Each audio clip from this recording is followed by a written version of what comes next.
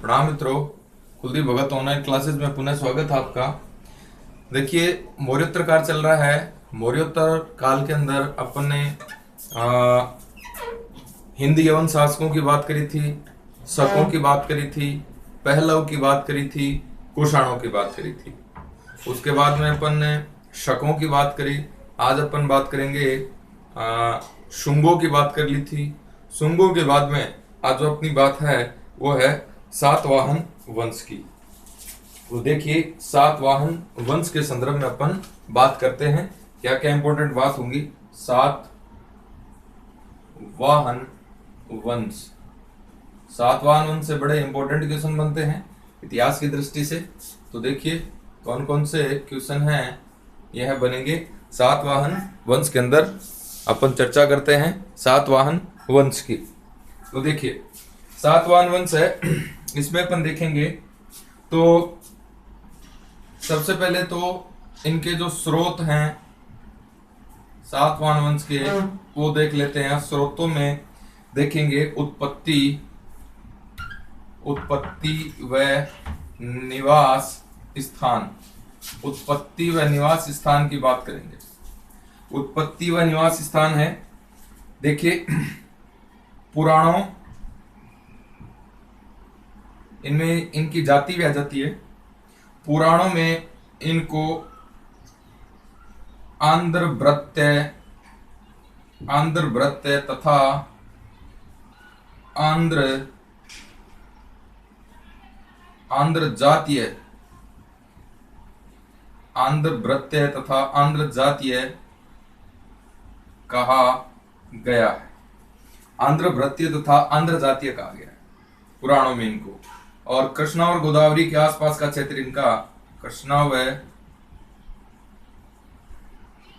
गोदावरी नदी के मध्य का क्षेत्र था इनका निवास स्थान। ऐत्रेय ब्राह्मण, ऐत्रेय ब्राह्मण में कहा गया है कि आंध्रवृत्य या आंध्र जो क्षेत्र के निवासी थे वो अनार्य थे। अनार्य कहा इनको, अनार्य कहा है। नेक्स्ट देखिए, अपन बात करते हैं महाभारत में आंध्रों को मलेच्छ, महाभारत में आंध्रों को मलेच्छ,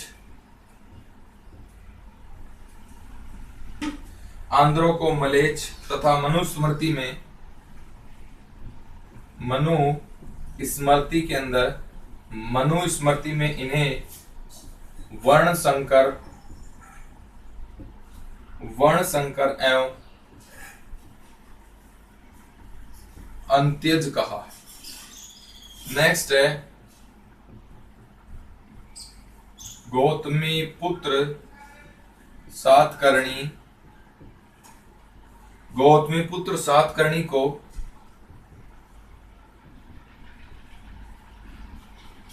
नासिक अभिलेख, नासिक अभिलेख में एक ब्राह्मण यानी अद्वितीय ब्राह्मण कहा है, अद्वितीय ब्राह्मण कहा है। नेक्स्ट है सातवाहनों को अंतिम रूप से ब्राह्मण माना है, अंतिम रूप से इनको क्या माना गया है, ब्राह्मण माना गया है। स्मिथ व भंडारकर, स्मिथ व भंडारकर ने आंध्र प्रदेश में ही उनका मूल निवास स्थान माना है। नेक्स्ट है स्मिथ, स्मिथ ने श्रीकाकुलम आंध्र प्रदेश में तथा भंडारकर ने धान्य कटक, भंडारकर ने धान्य कटक तथा सुक्त करने बेल्लारी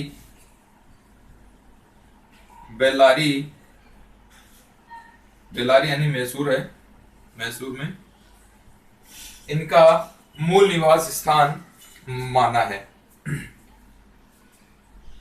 देखिए, इनका मूल निवास स्थान, उत्पत्ति और जाति के संदर्भ में बात करेंगे। पुराणों में सातवाहनों को आंध्र भृत्य तथा आंध्र जातीय कहा है, आंध्र भृत्य कहा तथा आंध्र जातीय कहा है पुराणों में इनको। नेक्स्ट है, कृष्णा और गोदावरी के आसपास का जो क्षेत्र है यह सातवाहनों का था। ऐत्रेय ब्राह्मण में इनको अनार्य कहा है, इनको किनको, आंध्र भृत्यों को क्या कहा है, अनार्य कहा है। अब अपन बात करें, महाभारत में इनको मल्लेच कहा है, मनुस्मृति में इनको वर्ण संकर एवं अंतज्य कहा है। गौतमीपुत्र सातकर्णी का नासिक अभिलेख है, नासिक अभिलेख में इनके लिए एक ब्राह्मण शब्द का प्रयोग हुआ है। एक ब्राह्मण का मतलब हो गया अद्वितीय ब्राह्मण। अंतिम रूप से विद्वान इनको ब्राह्मण स्वीकार करते हैं। स्मिथ एवं भंडारकर है, इनका निवास स्थान क्या बताते हैं, आंध्र प्रदेश बताते हैं। स्मिथ है ये तो बताता है श्रीकाकुलम, और भंडारकर है ये बताता है धान्य कटक के रहने वाले थे। दोनों स्थान ही आंध्र प्रदेश में हैं। और एक विद्वान है सुतकर, ये बताता है कि बेल्लारी के मूल निवासी थे। नेक्स्ट अपन देखेंगे, इनकी राजकीय भाषा प्राकृत थी और लिपि ब्राह्मणी थी। ये दोनों भी ध्यान में रखना है। राजकीय भाषा क्या थी, प्राकृत, और लिपि क्या थी, ब्राह्मी। लिपि तो इनकी ब्राह्मी थी और राजकीय भाषा इनकी प्राकृत थी। आगे देखिए,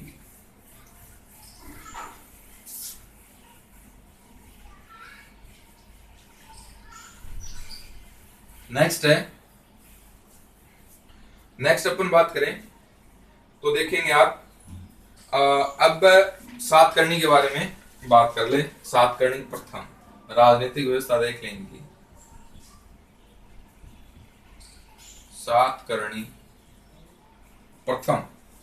सातकर्णी प्रथम है, ये देखेंगे आप, सातवाहन वंश का वास्तविक। सातकर्णी प्रथम से पहले अपन भूमक देख लेते हैं। भूमक के द्वारा सिमुक के द्वारा स्थापना की गई थी। सिमुक देखते हैं अपन, तो संस्थापक है ये कौन था, सिमुक। संस्थापक है सिमुक या सिंधुक, सिमुक बोल दो या सिंधुक बोल दो इसको, संस्थापक को। नेक्स्ट अपन देखते हैं गौतमीपुत्र सातकर्णी, गौतमीपुत्र सातकर्णी इसके बाद आएगा सातकर्णी प्रथम है। सातकर्णी प्रथम है, सातवाहन वंश का वास्तविक संस्थापक है, प्रथम शक्तिशाली है ये। और इनकी उपलब्धियां जो हैं, इसकी जो जानकारी मिलती है अपने को, उपलब्धियों की जानकारी ये कहां से मिलती है। एक है इसकी रानी नागनिका जो अंग्य वंश की थी, नागनिका जो अंग्य वंश की थी का नानाघाट जो पूना केंद्र है, अभिलेख, नानाघाट अभिलेख, इससे इसके बारे में महत्वपूर्ण जानकारी मिलती है। नेक्स्ट है, इसी अभिलेख के अंदर सातवाहन वंश का संस्थापक है यह सिमुक को बताया गया है। नेक्स्ट है, सर्वप्रथम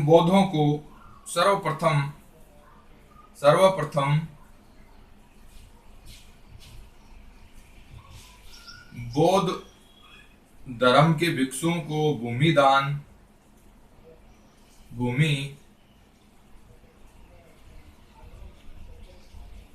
दान देने की प्रमुख बात इसमें पता चलती है। और ये भूमि दान देने का पहला प्रथम साक्ष्य भी है। नेक्स्ट देखिए उपाधि। सातकर्णी प्रथम की उपाधि है दक्षिणाधिपति। दक्षिणाधिपति। नेक्स्ट है पश्चिमपति। नेक्स्ट है एडर सेरागोन। एडर सेरागोना। ये जो मिलती है ये पेरिप्लस एथेंसी से मिलती है। पेरिप्लस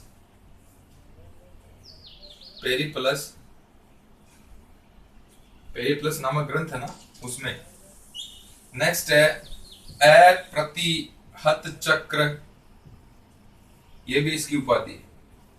नेक्स्ट अपन बात करें सिक्कों के ऊपर श्री सात नामक सिक्के चलाए थे इसने। श्री सात नामक सिक्कों में मालवा पर अधिकार की पुष्टि होती है। और इसने 2 अश्वमेघ व 1 राजसूय यज्ञ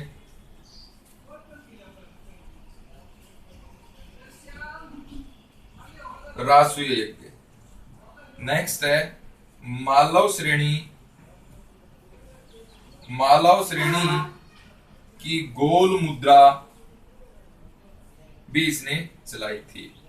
इसने अपनी राजधानी ये प्रतिष्ठान को बनाया, प्रतिष्ठान या पैठन, ये अपनी इसने राजधानी बनाई। नेक्स्ट है पुराणों में सातकर्णी प्रथम तथा गौतमीपुत्र सातकर्णी के मध्य, पुराणों में सातकर्णी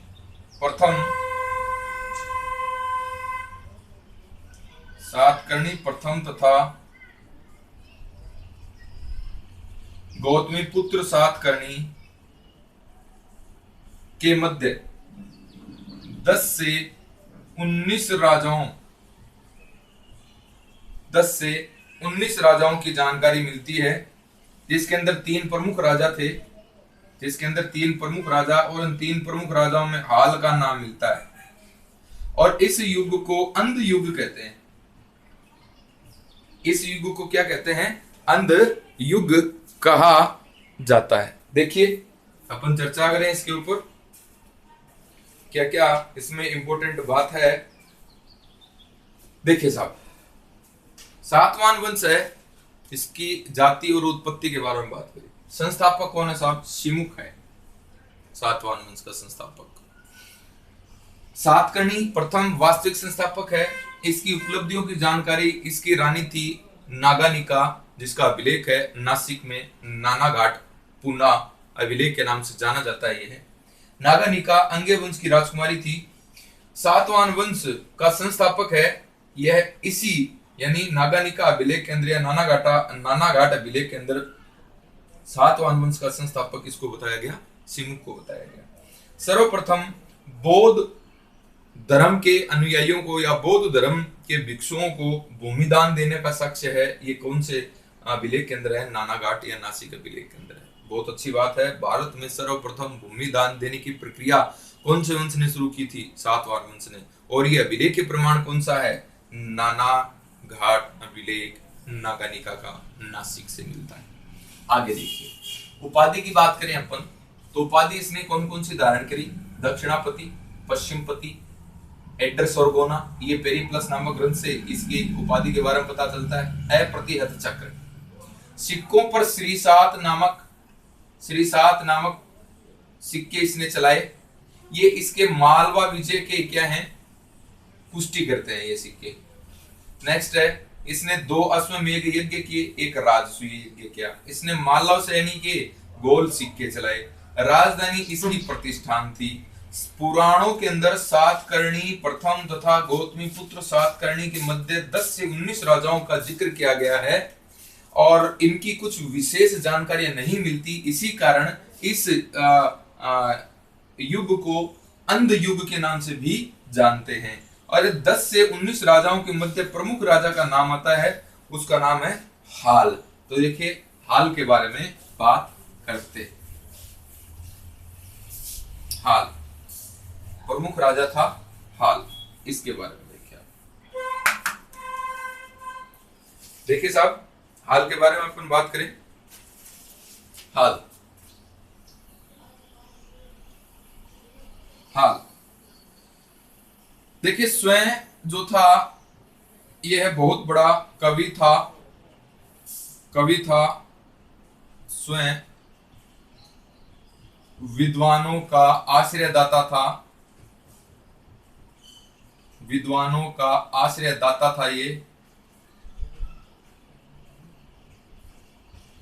विद्वानों का आश्रयदाता था ये।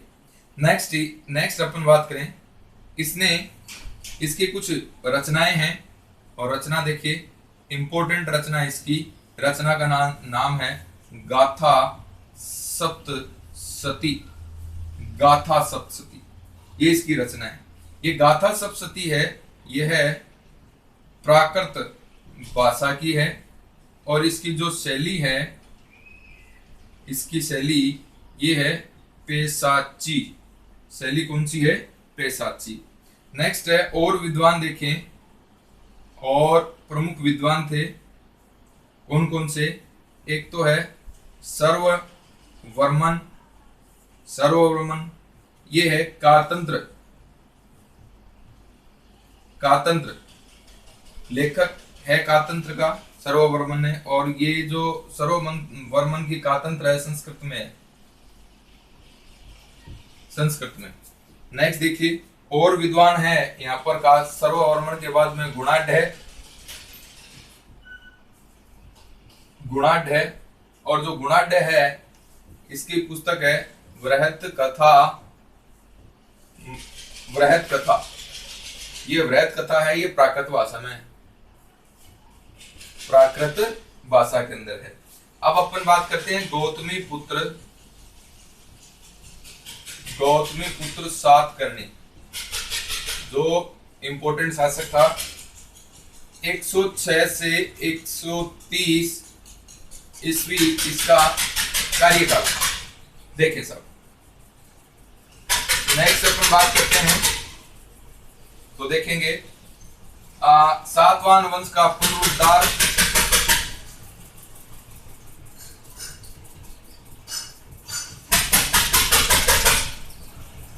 पुनरुद्धार का काल है। दक्षिण भारत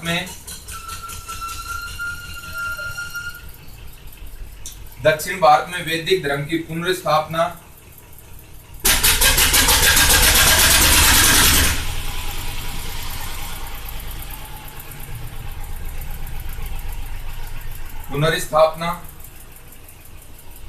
माता गौतमी थी, गौतमी बलश्री। पिता शिवास्ती। नेक्स्ट है यह 23वां राजा था अपने वंश का। जानकारी देखिए, जानकारी देखेंगे अपन। पहले इसको देख लेते हैं हाल को। हाल जो है ये स्वयं विद्वान और कवि था, विद्वानों का आश्रयदाता था। इसकी रचना है गाथा सप्तशती, जो प्राकृत भाषा की शैली पेशाची है। इंपॉर्टेंट बात है, ध्यान में रखनी है। इसके अन्य विद्वान, एक तो सर्ववर्मन था जिसने कातंत्र लिखा संस्कृत भाषा में। एक है गुणाढ़ जिसने वृहत कथा लिखी प्राकृत भाषा के अंदर। और देखेंगे तो इसके अंदर इसकी जो पत्नी है, ये भी एक इंपॉर्टेंट बात बनती है। इसकी पत्नी का नाम था मलयवती। इसकी जो पत्नी थी मलयवती, ये इस जमाने की विदुषी महिला थी मलयवती। अब देखिए गौतमी पुत्र सातकर्णी की अपन बात करें, इंपोर्टेंट बात बनती है 106 से 130 ईस्वी गौतमीपुत्र सातकर्णी है, किसका समय था? सातवाहन वंश का पुनरुद्धार काल कहा जाता है। दक्षिण भारत में वैदिक धर्म की पुनर्स्थापना करने वाला यह वंश था। और माता है इसकी गौतमी बलश्री थी। पिता शिवस्वाती था और यह इस वंश का यानी सातवाहन वंश का 23वां शासक था। आगे देखिए, इसकी जानकारी के प्रमुख स्रोत हैं, ये अपने को कहां से मिलेंगे, ये देखते हैं। गौतमीपुत्र सातकर्णी की जानकारी के स्रोत, तो गौतमीपुत्र सातकर्णी की बात हो रही है।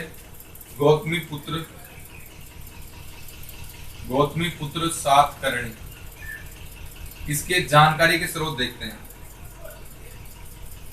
जानकारी के स्रोत, गौतमीपुत्र सातकर्णी के जो जानकारी के स्रोत हैं, ये देखिए नासिक अभिलेख से।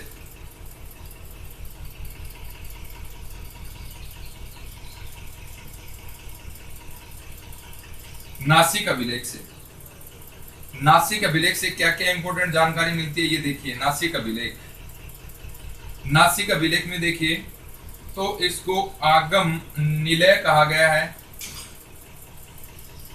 आगम निलय, आगम निलय का मतलब होता है वेदों का आश्रयदाता, वेदों का आश्रयदाता। 2 नंबर पे देखिए, वर्ण व्यवस्था का रक्षक बताया है इसको।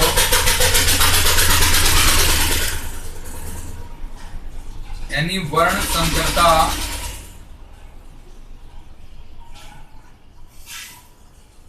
संकरता को रोका इसने।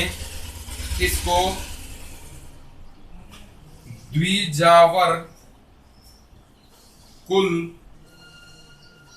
संवर्धन कहा गया है। द्विजावर कुल संवर्धन का मतलब होता है जनेऊ धारण करने वालों में वृद्धि करने वाला। जनेऊ धारण करने वालों में, जनेऊ धारण करने वालों में वृद्धि करने वाला शासक। नेक्स्ट है वेणकटक स्वामी। वेणकटक स्वामी ये है नासिक के पास में, नासिक के पास में वेणकटक नामक नगर बसाया था इसने। नासिक के पास में एक नगर बसाया, इसलिए इसको वेणकटक स्वामी कहते हैं। नेक्स्ट है पोरजननी सेरस। पोरजननी सेरस है, ये पेरिप्लस ऑफ द एशियन सी के अंदर, पेरिप्लस नामक ग्रंथ के अंदर इसका यह उपाधि मिलती है। इसे राम, कृष्ण, भीम, अर्जुन के समान बताया है। नेक्स्ट है इसने राजराज, महाराज, स्वामी, वरवर्ण, चारु, वरवर्ण, चारु विक्रम, वरवर्ण चारु विक्रम और अद्भुत ब्राह्मण, अद्भुत ब्राह्मण और एकमात्र ब्राह्मण और क्षत्रिय, क्षत्रिय द्रव्यमान मर्दन।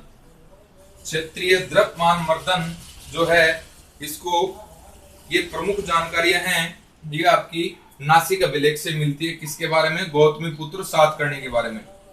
देखिए गौतमीपुत्र सातकर्णी के बारे में नासिक अभिलेख से जानकारी मिलती है।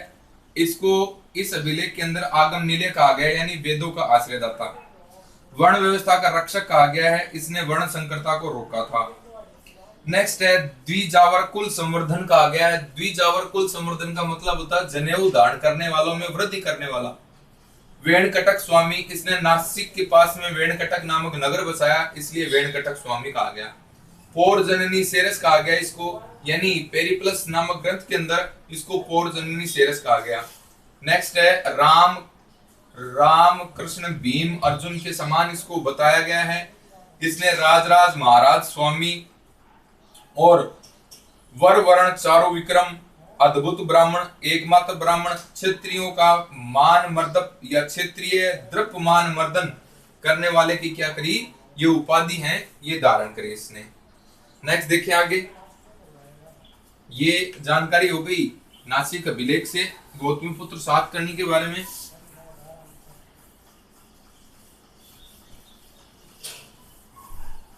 आगे देखें, आगे है शक शासक नहपान को हराया इसने। शक शासक नहपान है, शक शासक नहपान को हराया था गौतमीपुत्र सातकर्णी ने। और ये जो जानकारी कहां से मिलती है, नहपान के सिक्के मिले हैं, नहपान के सिक्के। और ये सिक्के कहां से मिले हैं, जोगलथंबी से, जोगलथंबी। और ये जोगलथंबी नासिक के अंदर ही है, यहां से प्राप्त हुए हैं। यहां से 8000 सिक्के प्राप्त हुए हैं और 8000 सिक्कों पर एक तरफ नहपान और दूसरी तरफ गौतमीपुत्र सातकर्णी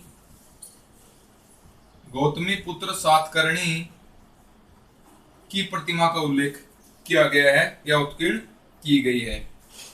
और इसी लेख से अपने को यह पता चलता है कि इस प्रकार 6 रात वंश का क्या हो जाता है, अंत हो जाता है। 6 रात वंश का अंत हो जाता है। नेक्स्ट देखिए, गौतमी पुत्र सातकर्णी को शक यवन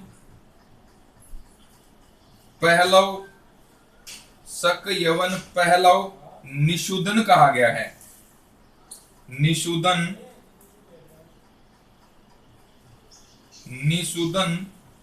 कहा गया है। नेक्स्ट है, इसे खत्य दप मान मर्दन कहा गया है। ये होता है क्षत्रियों का नाश करने वाला या क्षत्रियों के मान को भंग करने वाला। नेक्स्ट है, बौद्ध धर्म है या बौद्ध संघ है। बौद्ध संघ को इसने अजकाल किए, बौद्ध संघ को अजकाल किए तथा कारले भिक्षु संघ को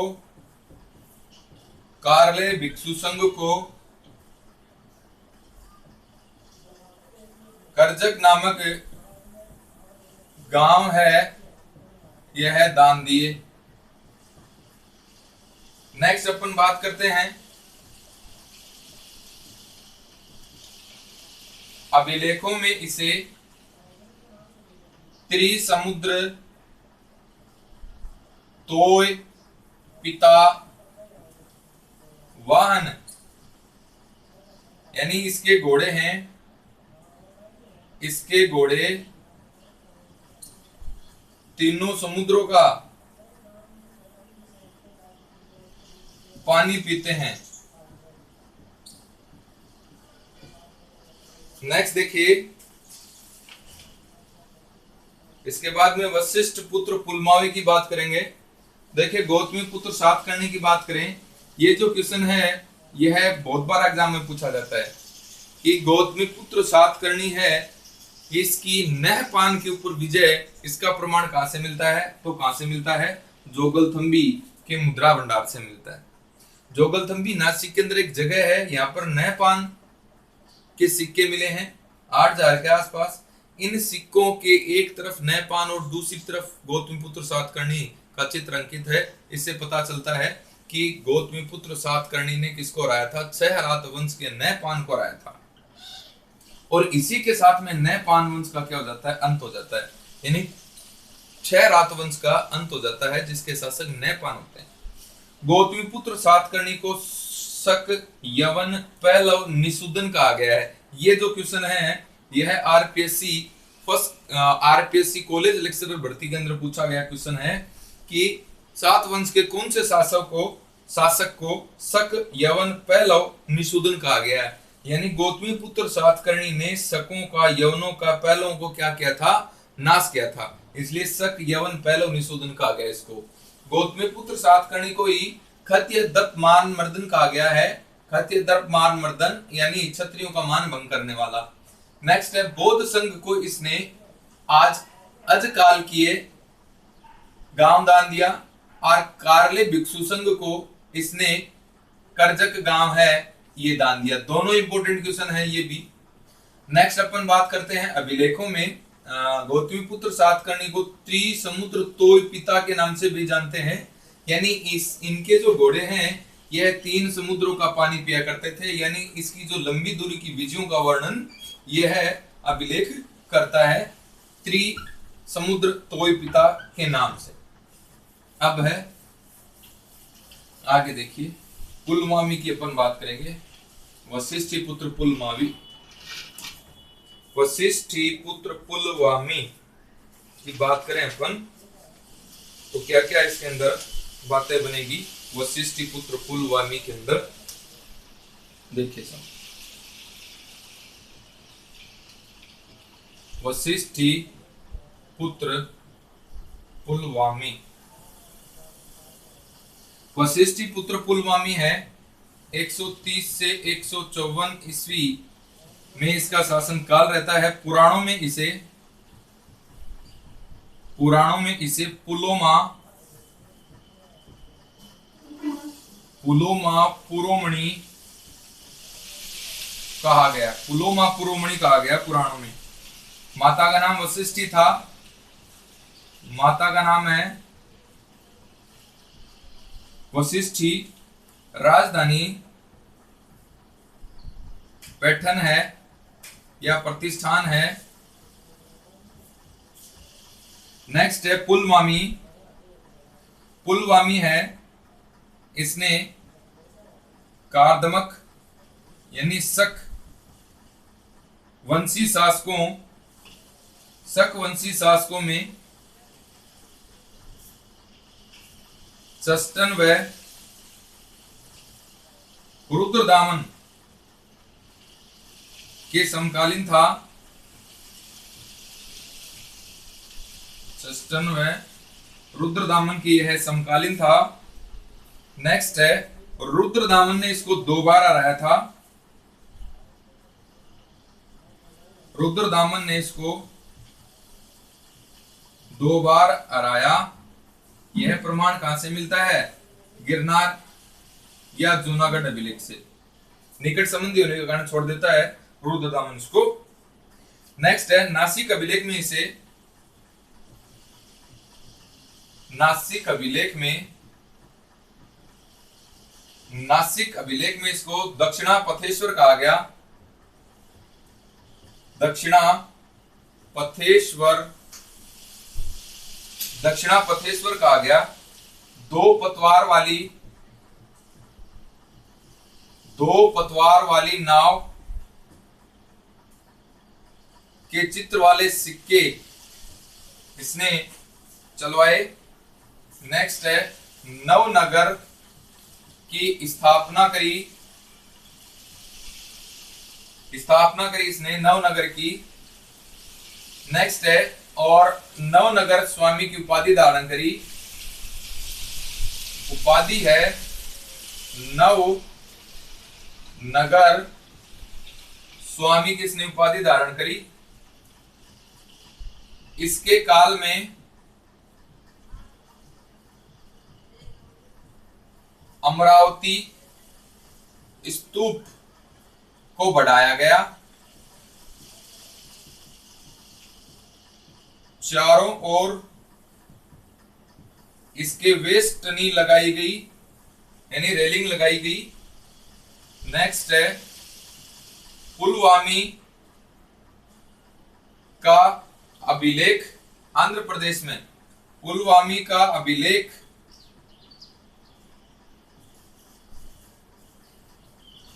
आंध्र प्रदेश में सातवाहन वंश का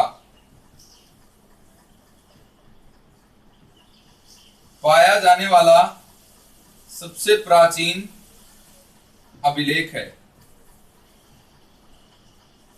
नेक्स्ट देखिए, इसके बाद में यज्ञ श्री सातकर्णी की अपन बात करेंगे। यज्ञ श्री सातकर्णी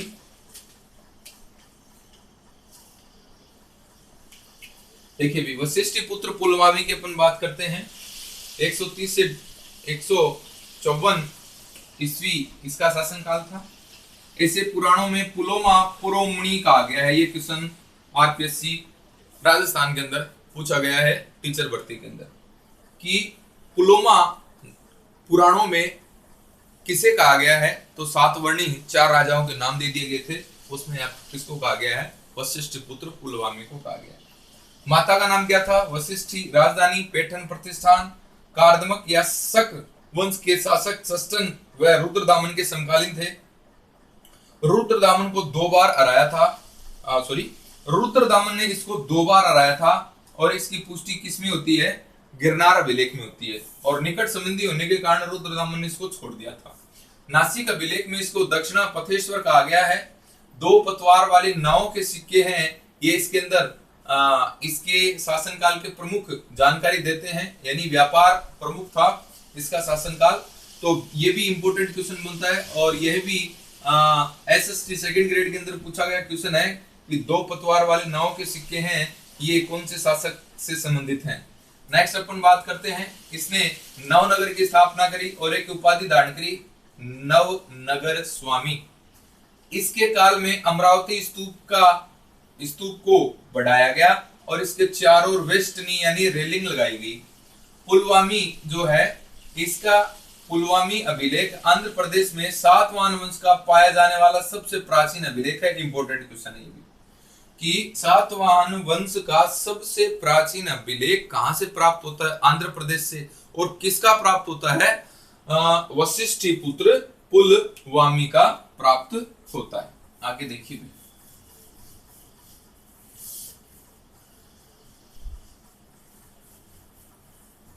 आगे अपन बात करें तो देखेंगे आपका है यज्ञ श्री सातकर्णी। यज्ञ श्री सातकर्णी देखिए, यज्ञ श्री सातकर्णी सिक्कों पर मछली व शंख का चित्र दिखाया गया है। अंतिम महत्वपूर्ण शासक है। नेक्स्ट है सिक्कों पर नाव व जहाज का अंकन है। नेक्स्ट है पुलवामी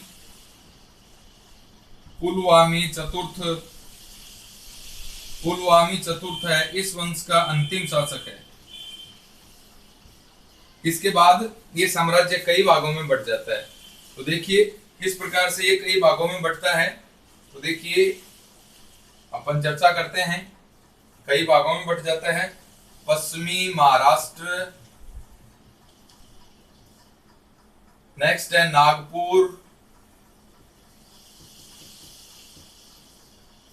नेक्स्ट है आंध्र प्रदेश,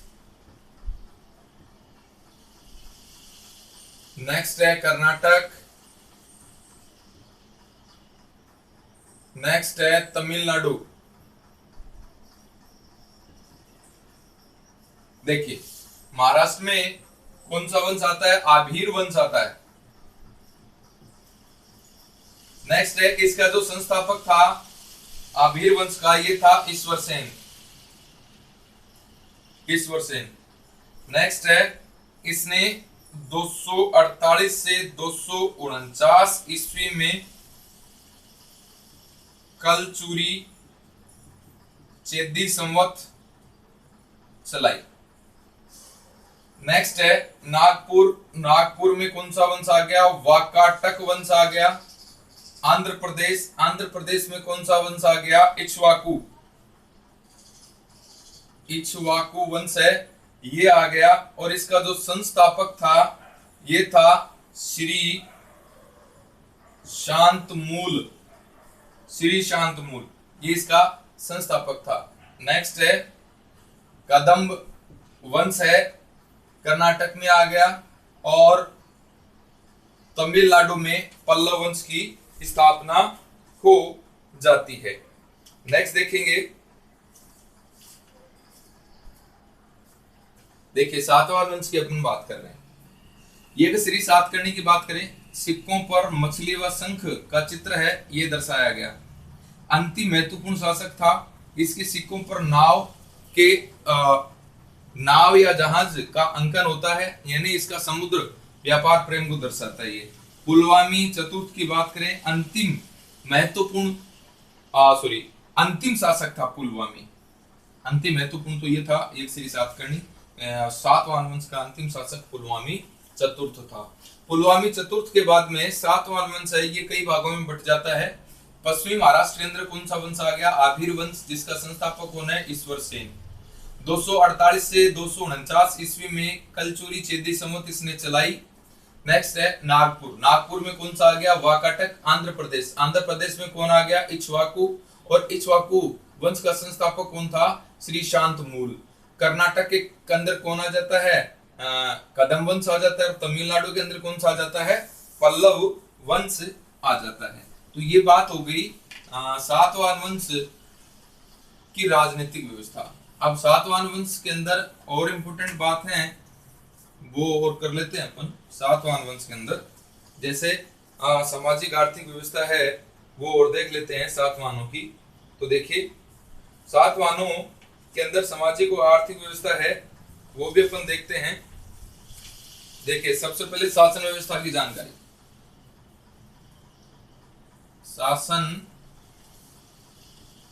व्यवस्था, शासन व्यवस्था में देखें तो मौर्य प्रशासन पर आधारित, मौर्य प्रशासन पर आधारित था। कुछ पदाधिकारी देखें,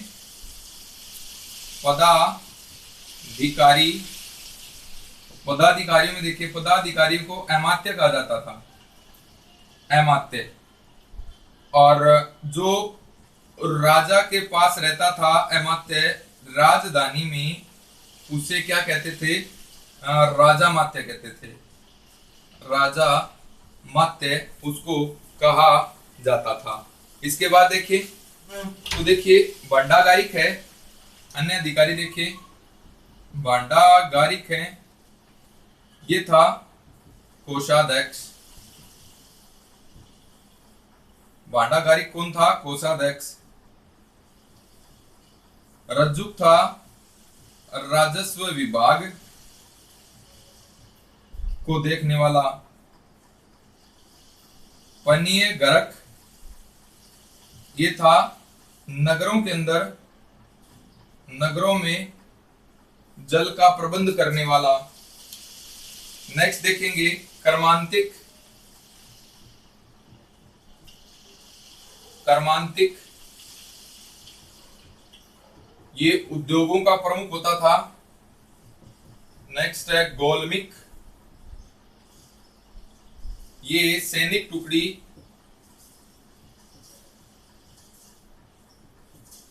सैनिक टुकड़ी का प्रधान होता था। सातवाहन जो सैनिक शिविर होते थे,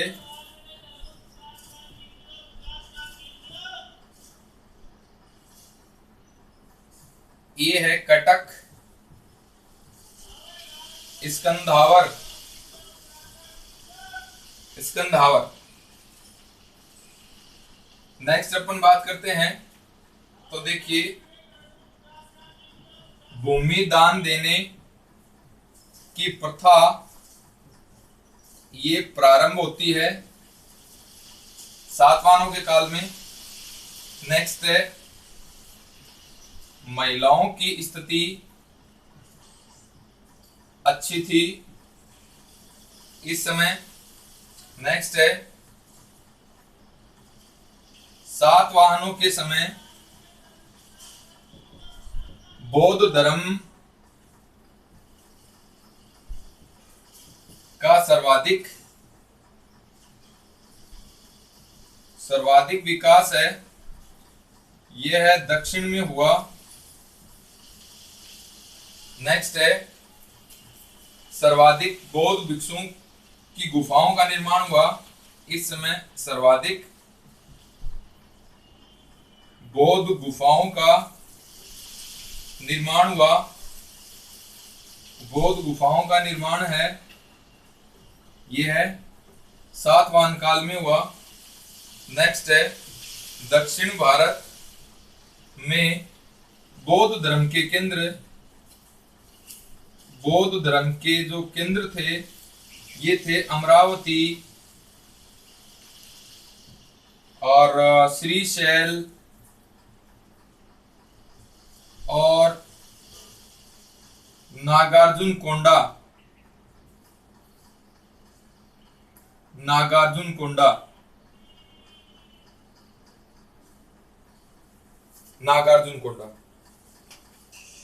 देखिए साहब,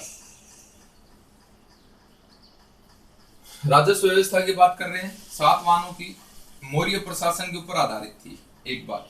दूसरी बात, पदाधिकारी अमात्य कहलाते थे। राजा के पास जो राजधानी में अमात्य रहता था उसे क्या कहते थे? राजा अमात्य कहते थे। भंडागारी कोषाध्यक्ष होता था। रज्जुक राजस्व विभाग का प्रमुख होता था। पनीय घटक ये नगरों के अंदर जल आपूर्ति करता था। कर्मांतिक उद्योगों का प्रमुख होता था। गोलमिक सैनिक टुकड़ी का प्रधान होता था। सातवाहनों के अंदर सैनिक शिविर को कटक और स्कंदहावर कहते थे। नेक्स्ट है भूमिदान देने की प्रथा की शुरुआत सातवाहनों ने करी, नासिक अभिलेख से पता चलता है। महिलाओं की स्थिति अच्छी थी। सातवाहनों के समय बौद्ध धर्म का सर्वाधिक प्रचार हुआ दक्षिण भारत के अंदर। सर्वाधिक बौद्ध गुफाओं का निर्माण सातवाहनों ने के समय हुआ। और दक्षिण भारत में बौद्ध धर्म के जो केंद्र थे सातवाहनों के समय अमरावती, श्रीशैल और नागार्जुनकोंडा। नेक्स्ट देखिए, ये बात होगी सातवाहनों की शासन व्यवस्था। इसके बाद देखिए आर्थिक व्यवस्था है। आर्थिक व्यवस्था के बारे में अपन बात करेंगे। आर्थिक व्यवस्था है, निर्माण कला है, इसके बारे में बात करेंगे। आर्थिक व्यवस्था, आर्थिक व्यवस्था सातवाहन वंश की। इसमें देखिए भारत में भूमि दान इन्होंने शुरू करवाया। कुंभकार, लोहार, स्वर्णकार, दानिक ये होता था। अनाज के व्यापारी होता था दानिक। नेक्स्ट होता था वंशकार, ये होता था बांस का काम करने वाला। नेक्स्ट है कासाकार, ये होता था कासे के बर्तनों का काम करने वाला, कासाकार। नेक्स्ट है गंधिक, ये होता था इत्र का काम करने वाला, गंधी। नेक्स्ट है कोलिक, कोलिक है, ये है बुनकर, कोलिक बुनकर।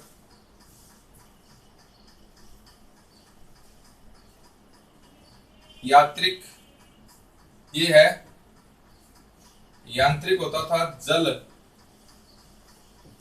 यंत्र चलाने वाला।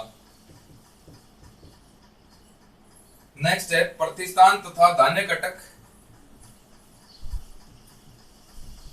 प्रतिष्ठान व धान्य कटक सातवाहनों की राजधानी थी। सातवाहनों फिर राजधानी वह व्यापारिक केंद्र थे, व्यापारिक केंद्र थे। नेक्स्ट अपन देखते हैं बड़ौच। बड़ौच इस काल का प्रमुख अंतरराष्ट्रीय बंदरगाह था बड़ौच। नेक्स्ट है पेरिप्लस। पेरिप्लस नामक ग्रंथ से पता चलता है कि पोर्टुगा के पास नौकाओं का निर्माण किया जाता था, नौकाओं का निर्माण किया जाता था। सातवाहन काल के अंदर एनियानी गुफाओं का निर्माण हुआ, एनियानी गुफाओं का निर्माण हुआ। नेक्स्ट है सातवाहनों के जो सिक्के होते थे ये होते थे सीसा, पोटीन, तांबा और कासा। इसके क्या होते थे? सिक्के होते थे। देखिए आर्थिक व्यवस्था की बात करें, सर्वप्रथम भूमि दान देने की शुरुआत सातवाहनों ने करी। कुंभकार, लोहार, स्वर्णकार, धानी जो था ये अनाज का व्यापारी होता था। बंसकार बांस का काम करने वाला, कासाकार कासे के बर्तन बनाने वाला, गंधिक ये इत्र का काम करने वाला, कौलिक बुनकर था, यांत्रिक जल यंत्र चलाने वाला होता था। प्रतिष्ठान व धान्य घटक सातवाहनों की राजधानी और प्रमुख व्यापारी केंद्र थे। बड़ौच जो था यह इस समय का प्रमुख बंदरगाह था। पेरिप्लस नामक ग्रंथ से पता चलता है कि पोर्टुगा नामक जगह से और नौकाओं का निर्माण किया जाता था। सातवाहन के अंदर एनियान गुफाओं का सबसे ज्यादा निर्माण हुआ और सिक्के जो थे सातवाहनों के शीशे के, पोटीन के, तांबे के, कांसे के थे। तो इंपोर्टेंट क्वेश्चन बता है कि भारत में शीशे के सिक्के चलाने वाला राजवंश कौन है? तो कौन सा है? सातवाहन वंश है शीशे के सिक्के जिसने चलाए। तो ये अर्थव्यवस्था के बारे में कुछ इंपोर्टेंट बात हुई। व्यापार देखते हैं अभी उनका। अर्थव्यवस्था के बाद में आर्थिक दशा हो गई। व्यापार के लिए अभी अपन ने बताया कि बड़ौच बंदर का काम में आता था। अब देखिए निर्माण कला। निर्माण कला, निर्माण कला में देखिए एक तो है बाजा, ये है पूना। बाजा की गुफाएं हैं पूना में, बाजा की गुफाएं प्राचीन है सभी। नेक्स्ट है दूसरी है पित्तल खोरा। ये पित्तल खोरा खानदेश में है। दूसरी सदी ईसा पूर्व की यहाँ पर 13 गुफाएं हैं, 13 गुफाएं हैं। इन 13 गुफाओं में चौथी गुफा में कमलासन पर बैठी लक्ष्मी, दो हाथों में या दोनों हाथों में कमल लिए हुए और 2 हाथी इसका अभिषेक कर रहे हैं।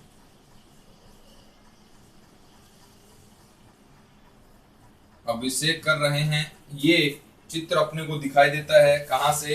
पित्तल खोरा की गुफा से। अब अपन देखते हैं अजंता। अजंता औरंगाबाद में है, महाराष्ट्र में। निर्माण है इसका भी दूसरी सदी ईसा पूर्व निर्माण हुआ। दूसरी सदी ईसा पूर्व से 7वीं सदी ईसा पूर्व तक इसका निर्माण हुआ। प्रारंभ में यह हीनयानी प्रभाव था इसके ऊपर। बाद में महायानी प्रभाव भी इसके ऊपर पड़ा। कुल इसमें कुल इसके अंदर 29 गुफाएं हैं। गुप्त वंश में इसकी और डिटेल से बात करेंगे। नेक्स्ट है कारले। कारले है पूना महाराष्ट्र में। कारले की गुफा पूना महाराष्ट्र में है। कलात्मक दृष्टि से यह भारत की सर्वाधिक सुंदर चित्र है। कलात्मक रूप से यह भारत का सर्वाधिक सुंदर चित्र है। नेक्स्ट है कान्हेरी। कान्हेरी है मुंबई में। प्राचीन नाम कृष्णगिरी था। यहां पर भी बौद्ध ग्रंथों का निर्माण हुआ। बौद्ध ग्रहों का निर्माण, बौद्ध ग्रहों का निर्माण हुआ। नेक्स्ट देखिए, इसके बाद में अमरावती स्तूप की बात करेंगे। निर्माण कला में देखिए भी 7 वाहनों की निर्माण कला। बाजा स्तूप है पूना के अंदर। प्राचीन गुफाएं मिलती हैं, बौद्धों की गुफाएं हैं ये भी। पीतल खोरा यहाँ पर देखिए खानदेश में है। 2री सदी ईसा पूर्व की 13 गुफाएं हैं। इसकी चौथी गुफा है। इसकी चौथी गुफा के अंदर कमलासना पर बैठी लक्ष्मी है, अपने दोनों हाथों में कमल लिए हुए है और 2 हाथी इसके अभिषेक कर रहे हैं। ये अपने को चित्र यहाँ से मिलता है। और सांची जो स्तूप है यहाँ से भी अपने को ये चित्र मिलता है। ये ध्यान में रखना है दोनों बातें। अजंता जो है ये औरंगाबाद में है। निर्माण 2री सदी से 7वीं सदी ईसा पूर्व इसका निर्माण हुआ। प्रारंभ में हीनयानी प्रभाव था इसके ऊपर, लेकिन बाद में महायानी प्रभाव भी पड़ा। कुल इसके अंदर 29 गुफाएं हैं। कारले पूना की बात करें तो कलात्मक दृष्टि से महत्वपूर्ण है। यह भारत की सबसे सुंदर चित्र है। भारत का सबसे सुंदर चित्र कौन सा है? कारले पूना। कान्हेरी मुंबई के अंदर है गुफा। इसका प्राचीन नाम कृष्णगिरी था। यहाँ पर बौद्ध ग्रहों का निर्माण करवाया गया। इसके बाद में अपन बात करते हैं अमरावती स्तूप की, जो इम्पोर्टेंट बात बनेगी सातवाहन निर्माण कला के अंदर। सातवाहन निर्माण कला के अंदर है अमरावती स्तूप। देखिए सब अमरावती स्तूप की अपन बात करेंगे। अमरावती स्तूप, अमरावती स्तूप, अमरावती स्तूप है इस समय का सबसे महत्वपूर्ण चित्र, यानी सातवाहन समय का इस समय का सबसे महत्वपूर्ण चित्र अमरावती व कारले दोनों। निर्माण है इसका 2री सदी ईसा पूर्व हुआ। स्थान इसका गुंटूर आंध्र प्रदेश में इसका निर्माण। खोजकर्ता कर्नल मैकेंजी 1797 में इसकी खोज करी। खुदाई करने वाला इलियट है। यहाँ पर 1840 में इसकी खुदाई करी गई। नेक्स्ट है, इसे अमरेश्वर भी कहते हैं। इसे अमरेश्वर भी कहा जाता है। नेक्स्ट है अमरावती का प्राचीन नाम धान्य कटक है। प्राचीन नाम धान्य कटक है। सातवाहनों में महास्तूप का निर्माण हुआ। सातवाहन काल के अंदर महास्तूप का निर्माण हुआ। इसे धरणीकोट धरणीकोट का महाचैत्य कहते हैं, धरणीकोट का महाचैत्य कहते हैं, यह सफेद संगमरमर से निर्मित है। केपी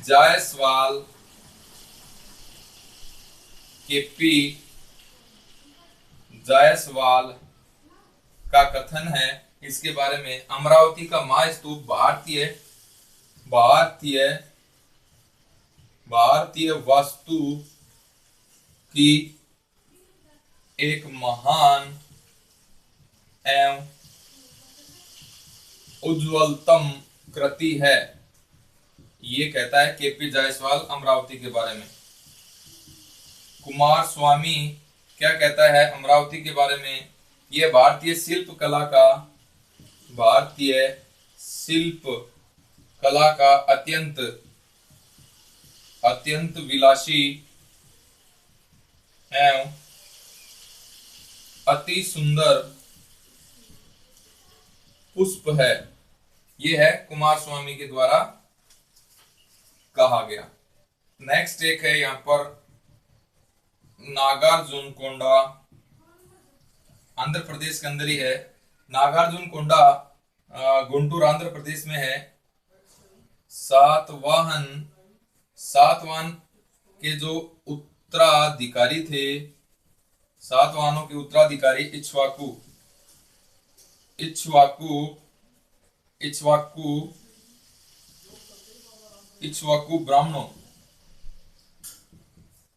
ब्राह्मणों की राजधानी थी। इसका जो नाम है यह है विजयपुरी मिलता है। नेक्स्ट है इस का निर्माण है, यह है महरठी का पुत्र, शासक था इक्ष्वाकु शासक, महरठी का पुत्र वीर पुरुष दत्त के शासनकाल में नागार्जुनकोंडा है। इनका जो स्तूप है यहाँ पर भी इसका निर्माण होता है। अमरावती स्तूप की बात करें, यहाँ से 5-6 क्वेश्चन एग्जाम में पूछे गए। देखिए कौन कौन से। सबसे महत्वपूर्ण क्षेत्र अमरावती, चित्ते, अमरावती और करले। निर्माण 2री सदी ईसा पूर्व। स्थान गुंटूर आंध्र प्रदेश। खोज कर्नल मैकेंजी 1797। खुदाई एलियट 1840। अमरेश्वर भी इसका नाम है। अमरावती का प्राचीन नाम धान्यकटक है। ये क्वेश्चन एग्जाम में पूछा हुआ है। यहाँ पर सातवाहनों ने महास्तूप का निर्माण करवाया जिसे धरणीकोट का महाचैत्य कहते हैं। ये क्वेश्चन एग्जाम में पूछा हुआ है। यह कॉलेज लेक्चर के अंदर पूछा हुआ है आरपीएससी में। सफेद संगमरमर का इसमें प्रयोग हुआ है। केपी जायसवाल ने कथन कहा है अमरावती स्तूप के बारे में कि भारतीय वास्तुकला की महान व उज्ज्वलतम कृति है। ये कौन सी है? अमरावती स्तूप है। कुमार स्वामी ने इसके बारे में कहा है कि भारतीय शिल्प कला का अत्यंत विलासी व अति सुंदर पुष्प है ये अमरावती का स्तूप है। नागार्जुनकोंडा का स्तूप है। इसमें देखिए सातवाहन के उत्तराधिकारी थे, इक्ष्वाकु ब्राह्मण थे, इनकी राजधानी थी नागार्जुनकोंडा। इसका नाम विजयपुरी भी मिलता है और यहाँ पर निर्माण करवाने वाला है स्तूप का महरठी का पुत्र वीर पुरुष दत्त के द्वारा नागार्जुनकोंडा के अंदर स्तूप का निर्माण करवाया गया। तो ये जो प्रमुख बातें थी, ये बातें थी सातवाहन की। तो सातवाहन वंश अपन ने पढ़ा। इसमें अपन ने राजनीतिक व्यवस्था देखी है, आर्थिक व्यवस्था देखी है और धार्मिक व्यवस्था देखी है और प्रशासनिक व्यवस्था देखी है और इसके अंदर जो प्रमुख कला है वो अपन ने पढ़ी है सातवाहन वंश की। तो सातवाहन वंश की पूरी डिटेल अपन ने देखी है। इसके बाद में अपनी जो अगली क्लास होगी वो होगी संगम युग के बारे में। धन्यवाद।